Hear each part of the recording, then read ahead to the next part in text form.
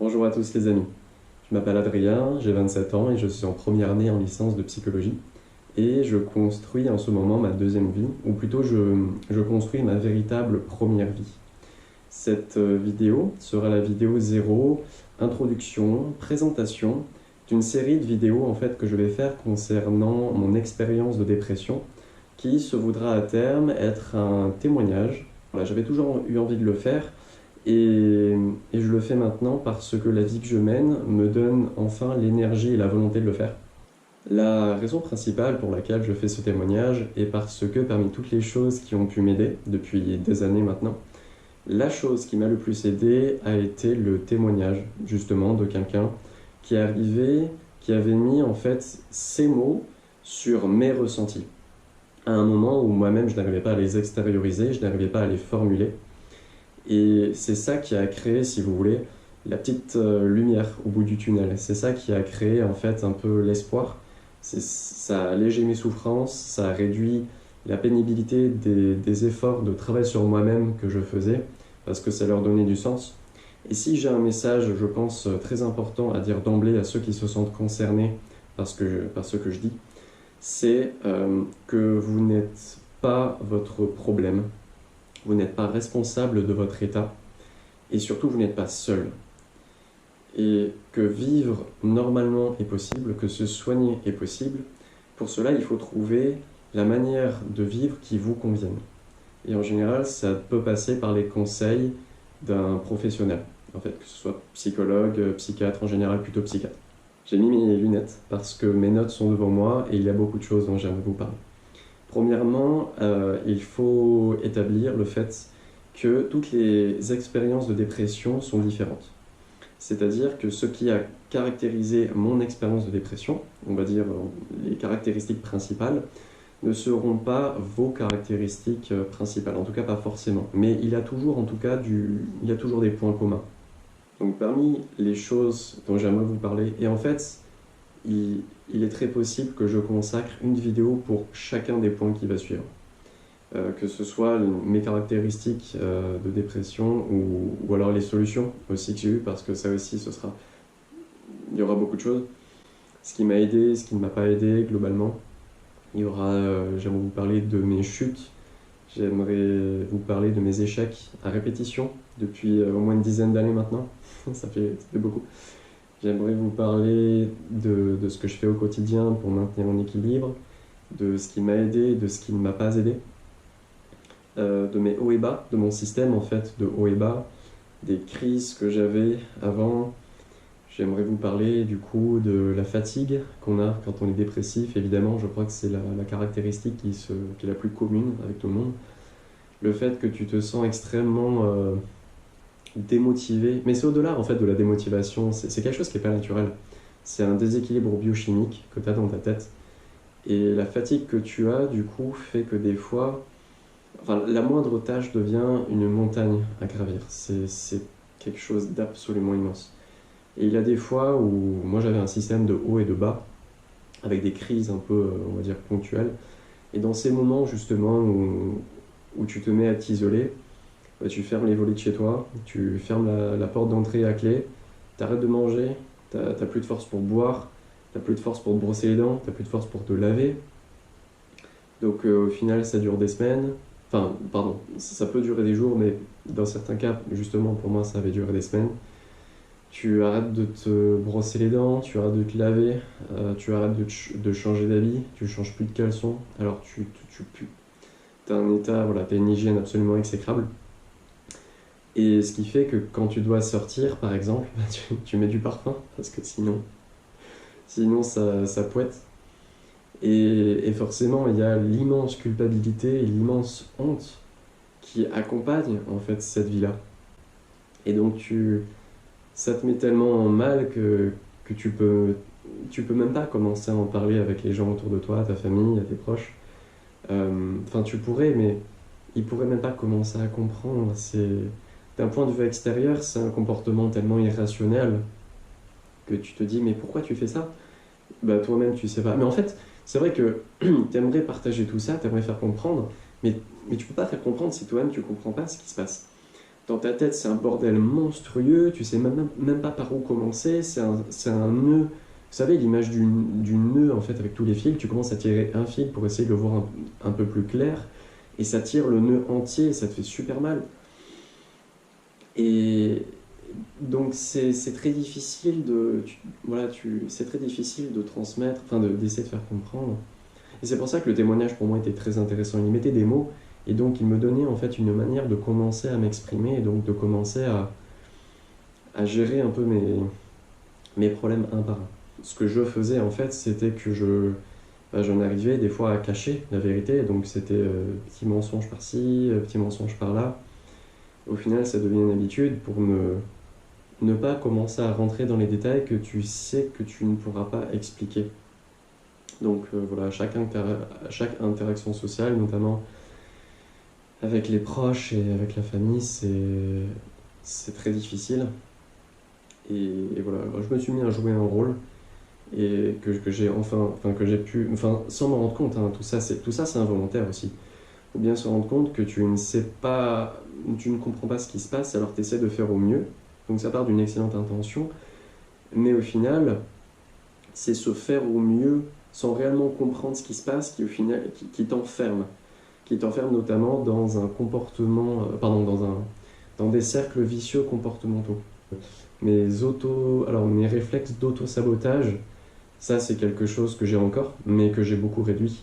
Mais globalement, c'est le cerveau qui a décidé de te rendre la vie dure. Le fait de se déconstruire intellectuellement, c'est-à-dire que tu enlèves ce qui en toi, dans ton univers mental, parmi tes pensées, tes réflexes mentaux, tes constructions mentales, tout ce qui ne fait pas partie de toi, et tout ce qui vient de l'environnement, qui vient de mauvais réflexes, qui vient de mauvaises expériences, et ce qui est vraiment toi, c'est-à-dire ce qui est raisonnable, ce que tu as envie de garder, ce qu'il est raisonnable de garder, etc. Donc, il y a eu un immense travail sur la généalogie de ma pensée, sur chacune des croyances que je pouvais avoir, bonnes, mauvaises, utiles ou non, on la vire, on la garde. Petite parenthèse, c'est un témoignage que je fais, et du coup, comme tous les témoignages, il sera subjectif, il sera partiel et il sera partial. Fin de la parenthèse.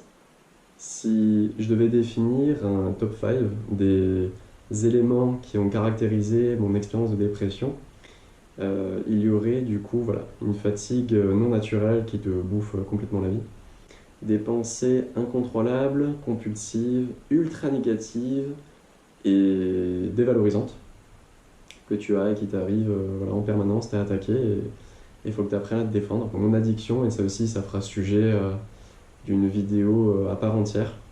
Il y a alors mes insomnies, je dors mal depuis que j'ai 8-9 ans et jusqu'à mes 24 ans, il n'y a pas vraiment eu d'amélioration. Et quand tu dors mal, tu te répares pas, le cerveau continue, c'est un mauvais côté comme vous pouvez l'imaginer en fait tout simplement.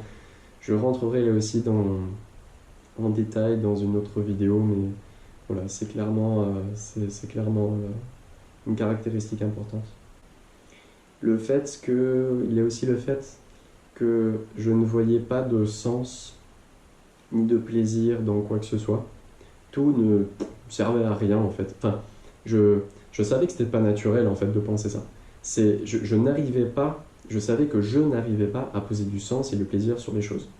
Parce que évidemment, on est entouré de gens qui eux ont leur combat du quotidien, ils voient du sens dans leurs actions, etc. Donc le monde a son sens, mais toi tu es incapable de le voir. Un peu comme si la dépression est un filtre entre toi et la réalité, un peu comme un mur de coton qui fait que tout s'atténue, tout devient moins important, moins beau, plus lourd. Et en fait, la seule chose qui m'inquiétait vraiment, c'était le fait que je m'inquiétais de rien, quoi.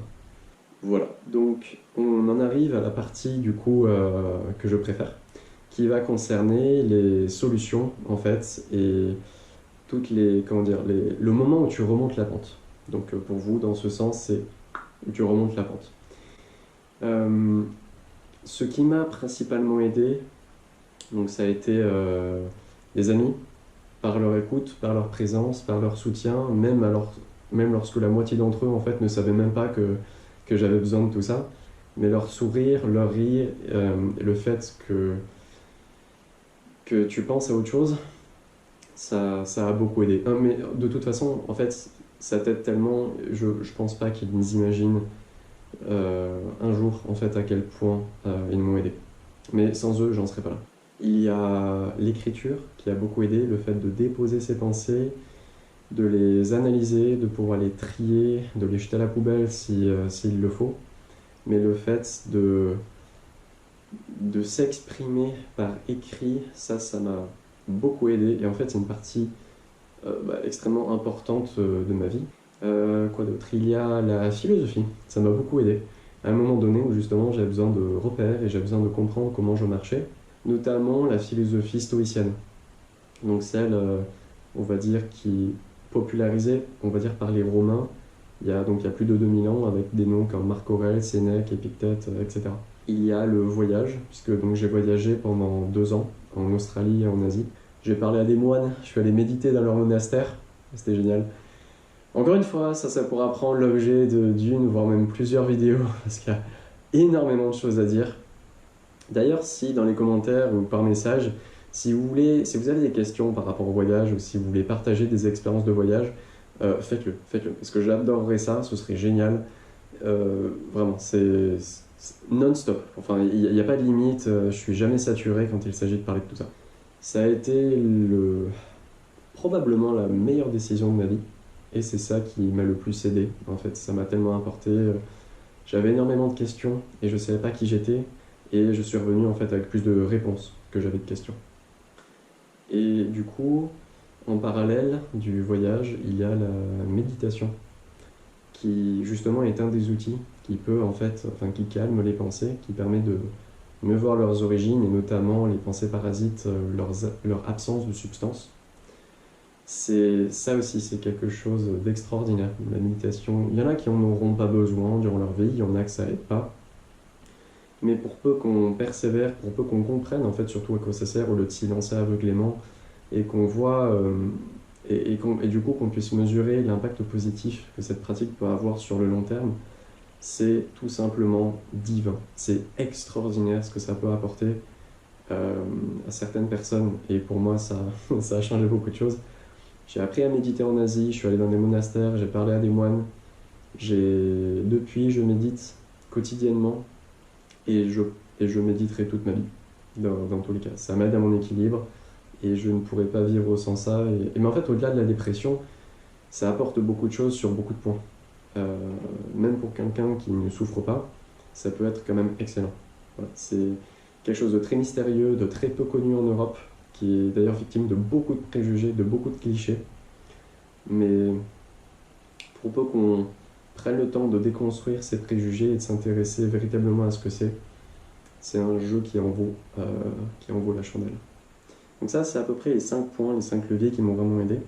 Et en petite note, je me suis rajouté que globalement, il y avait le fait de faire un travail constant sur soi-même, de revoir totalement sa vision, son rapport au monde, son rapport aux autres et son rapport à soi-même. Il y a le fait d'arriver à se pardonner. C'est pas facile pour tout le monde, mais le fait d'arriver à laisser le passé là où il est, c'est-à-dire dans le passé, de voir le futur qui arrive, mais sans s'inquiéter, et de vivre dans l'instant présent, parce que c'est maintenant que tu crées le passé et que tu prépares le futur.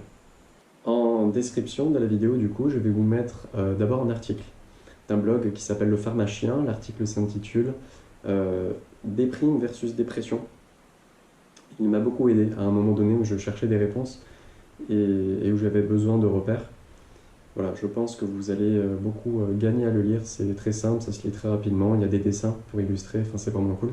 Il y a une vidéo d'une chaîne YouTube qui s'appelle PsychoQuack, si je ne m'abuse, qui parle notamment on va dire d'une manière un peu plus pointue que la mienne, sur ce qu'est la dépression, parce que je crois que le gars, et je sais pas s'il est psychologue ou s'il est psychiatre ou neuropsychologue, mais voilà, ses études sont dans ce domaine-là, alors il en parle, on va dire, très bien. Le dernier petit lien que je vais mettre, c'est, oui, les critères en fait médicaux qui peuvent diagnostiquer une dépression. Voilà, je crois qu'il y en a 10 ou 11, vous pouvez aller les voir.